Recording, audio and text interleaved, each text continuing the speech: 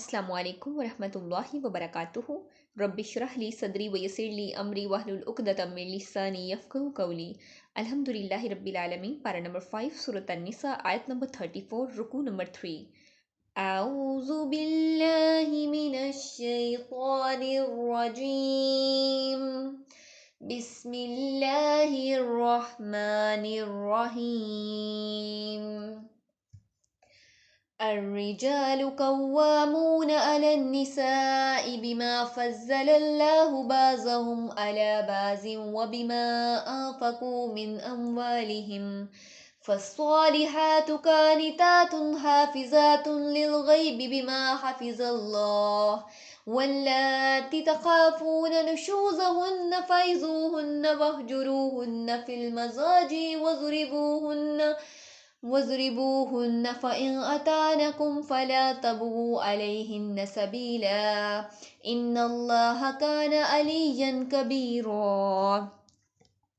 مرد عورتوں پر نگران ہیں اس وجہ سے جو اللہ رب العزت نے ان کے بعض کو بعض پر فضیلت دی ہے، اور اس وجہ سے کہ انہوں نے اپنے اموال میں سے خرچ کیا ہے۔ پس نیک عورتیں فرما بردار ہیں جو عدم موجودگی میں بھی حفاظت کرنے والی ہیں، اس وجہ سے کہ اللہ رب العزت نے انہیں محفوظ رکھا۔ اور وہ عورتیں جن کی سرکشی سے تم ڈرتے ہو، تم ان کو سمجھاؤ، ان کو بستروں میں چھوڑ دو اور ان کو مارو، چنانچہ اگر وہ تمہاری اطاعت کریں تو ان کو ستانے کی کوئی اور راہ تلاش نہ کرو، بلا شبہ اللہ رب العزت ہمیشہ سے ہی بے حد بلند بہت بڑا ہے۔ یہاں پر ہم دیکھتے ہیں کہ سعد بن ربی جو کہ عبد الرحمن بن عوف کے انصاری بھائی تھے، ان کی بہن کے شوہر نے انہیں مارا، تو آپ صلی اللہ علیہ وآلہ وسلم کے پاس شکایت لے کر آئیں۔ آپ صلی اللہ علیہ وآلہ وسلم نے کہا کہ اگر اس نے مارا ہے تو تم بھی جا کے اسے مار لو، تو اسی وقت وحی نازل ہوئی، نہیں، اگر عورت بھی مارے گی تو اس کا نقصان زیادہ ہوگا، تو اس پر منع کر دیا گیا کہ وہ مرد اچھے ہیں ہی نہیں جو اپنی بیوی کو مارتے ہیں۔ اسی طرح حجۃ الوداع کے موقع پر فرمایا کہ آپ صلی اللہ علیہ وسلم نے فرمایا کہ عورتوں کے معاملے میں اللہ رب العزت سے ڈرو، عورت کو کمزور سمجھ کر اس پہ زیادتی نہ کرو، ورنہ اللہ رب العزت کی پکڑ میں آ جاؤ گے۔ الرجال قوامون علی النساء، مرد عورتوں پر نگران ہیں۔ نگران مطلب کہ اللہ رب العزت نے انہیں اتھارٹی دی ہے، کیونکہ وہ تمام گھر کی کفالت کے ذمہ دار ہیں، انہوں نے تمام گھر کو چلانا ہوتا ہے، ان کی رسپانسبلٹی اللہ رب العزت نے ایک مرد کے کندھے پہ ڈالی ہے، اس لیے مرد کو ایک درجہ دیا عورت پہ۔ وَبِمَا أَنفَقُوا مِنْ أَمْوَالِهِمْ، اس وجہ سے کہ انہوں نے اپنے اموال میں خرچ کرنا ہے، یعنی کہ مرد اور عورت کی جو بناوٹ ہے دونوں میں فرق ہے۔ مرد کا جو کام ہے وہ گھر کو چلانا ہوتا ہے، وہ قوام ہوتا ہے، جبکہ عورت کا جو کام ہے وہ گھر کی محافظ ہوتی ہے، اس کی جو مرد نے کما کے دیا اس کا خیال رکھنا ہوتا ہے۔ بما فضل اللہ بعضهم علی بعض، اس وجہ سے جو اللہ رب العزت نے بعض کو بعض پر فضیلت دی، یہاں پر مرد کو عورت پر فضیلت دی ہے، ایک درجہ حاصل ہے، کیونکہ مرد کی جو رسپانسبلٹی ہے وہ عورت سے زیادہ مطلب اسٹرکٹ ہے، سخت ہے۔ سورۃ النساء میں آیت نمبر 1 میں اللہ رب العزت فرماتے ہیں یا ایھا الناس اتقوا ربکم الذی خلقکم من نفس واحدۃ وخلق منها زوجها، اے لوگو اپنے رب سے ڈرو جس نے تمہیں ایک جان سے پیدا کیا اور اسی سے اس کی بیوی پیدا کی۔ اللہ رب العزت عورتوں کے معاملے میں اسپیشلی اللہ رب العزت حکم دیتے ہیں کہ عورتوں کے معاملے میں اللہ رب العزت سے ڈر جاؤ، ان کے ساتھ برا سلوک نہ کرو۔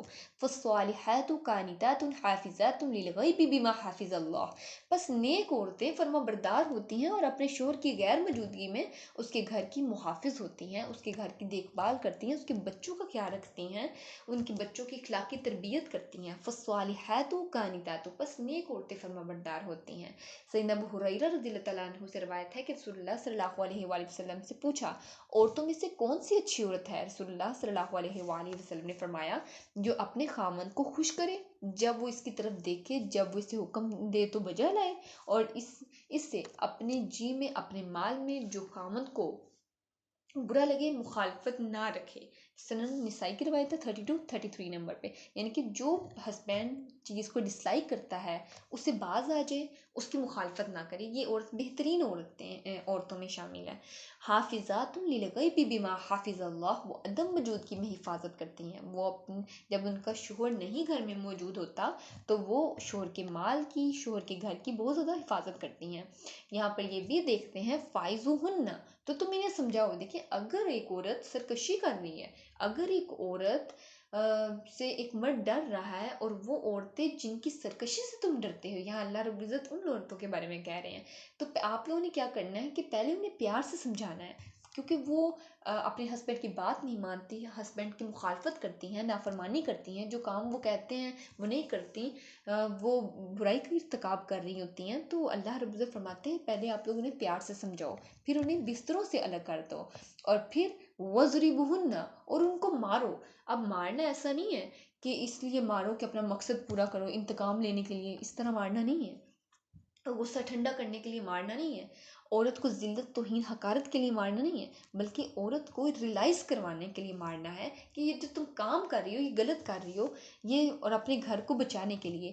ہم اسی طرح ایک اور چیز دیکھتے ہیں کہ USA ڈپارٹمنٹ کی ریسرچ کے اکارڈنگ 2001 میں وائلنٹ کرائم وکٹم، یعنی کہ تشدد جرم کا شکار جو مرد اور عورت دونوں ہوئیں، وہ ان کی جو تعداد ہے، وہ ان کے ساتھ کیا ہوا، کیسے سچویشن آئی کہ مرد جو میاں بیوی ایک دوسرے کو مارتے ہیں، ان کے جو بیویاں اس طرح چلی جاتی ہیں، اور ان کے جو بچے ہیں وہ جو معاشرے میں میکسیمم بڑے کریمنلز بنتے ہیں، یہ انہی کے بچے بنتے ہیں. تو اس لیے اللہ رب العزت فرماتے ہیں پہلے اپنے گھر کو بچاؤ. جب ایک ہسبینڈ وائف دونوں میں اچھی انڈرسٹینڈنگ رہے گی، وہ اپنے بچوں کی اچھی تربیت کریں گے، وہ اپنے بچوں کو اچھا گائیڈ کرتے رہیں گے، تو کریمنل پیدا کیسے ہوں گے. یہاں پر ہم یہ بھی دیکھتے ہیں 0.7 USA میں ہی 0.7 جو عورتیں ہیں انہوں نے گن کا یوز کیا، اور 0.1 جو مرد ہیں انہوں نے گن کا یوز کیا اپنی عورتوں کو مارنے کے لیے، جو آج کل کے حالات چل رہے ہیں. اور یہاں پر یہ بھی دیکھتے ہیں کرائم ہوتے ہی تبھی زیادہ ہیں جب ایک مرد اور عورت میں انڈرسٹینڈنگ نہیں ہوتی، وہ علیحدہ ہو جاتے ہیں، ان کے بچوں کو پھر کسی کا ڈر نہیں رہتا، جس کی وجہ سے وہ کرمنل بنتے ہیں معاشرے میں، اور وہ برائیوں کو عام کر رہے ہوتے ہیں. فَإِنْ أَطَعْنَكُمْ فَلَا تَبْغُوا عَلَيْهِنَّ سَبِيلًا، چنانچہ اگر وہ تمہاری اطاعت کریں تو ان کو ستانے کی کوئی راہ تلاش نہ کرو. یہاں پر یہ بھی فرماتے ہیں کہ اگر ایک عورت فرما بردار بنی ہے، تمہاری یہ تم نے اسے مارا یا سمجھایا یا بستر سے الگ کر دیا، تو اس سچویشن میں یہ نہ کہو کہ اب ہم نے عورتوں کو اس کی میری بن نہیں سکتی ہے، اب اسے ستانا شروع کر دو، اسے تنگ کرنا شروع کر دو اور فضول ماری جاؤ. تو اللہ رب العزت فرماتے ہیں اس چیز سے ڈرو، اللہ رب العزت سے کمزور سمجھ کر اسے زیادتی نہ کرو. اگر وہ تمہارے ساتھ صحیح رہ رہی ہے تو پھر اسے مارنے کی کوئی ضرورت نہیں ہے. ان اللہ کان علیٰ کبیرہ، بلا شبہ اللہ رب العزت ہمیشہ سے ہی بہت زیادہ بلند، بہت بڑا ہے.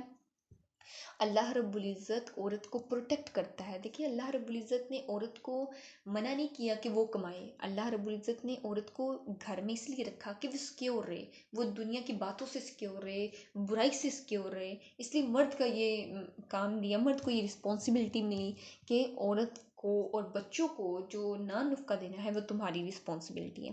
اللہ رب العزت سے دعا ہے کہ اللہ رب العزت ہمیں دین کی سچی سمجھ نصیب فرمائے، اس پہ خود بھی عمل کرنے اور دین کا پیغام دوسروں تک پہنچانے کی توفیق عطا فرمائے. آمین. وآخر الدعوانا ان الحمد للہ رب العالمین. سبحانک اللہم وبحمدک، نشہد ان لا الہ الا انت، نستغفرک ونتوب الیک. السلام علیکم ورحمۃ اللہ وبرکاتہ.